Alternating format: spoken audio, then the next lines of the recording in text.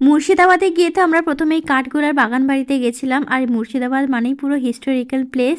আর এখানে চলে এসেছি জগৎ শেঠের বাড়ি। এখানেও পুরনো সব জগৎ শেঠের সব জিনিসপত্র ছিল, যুদ্ধের জিনিস, কিন্তু পুরোটাই ছিল ক্যামেরার একদমই নিষেধাজ্ঞা।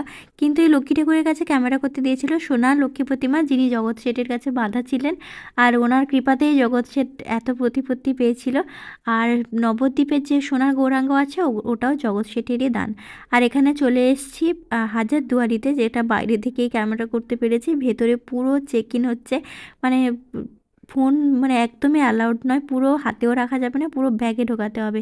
জলের বোতলটাও অ্যালাউ করেনি। যাই হোক, মোটামুটি ভালোই লেগেছে। সবই হিস্টোরিক্যাল প্লেস। আর যারা হিস্ট্রি দেখতে ভালোবাসে তাদের এই সব জায়গা বেশ পছন্দ হবে। বরাবরই আমি হিস্ট্রিতে একটু কাঁচাই ছিলাম।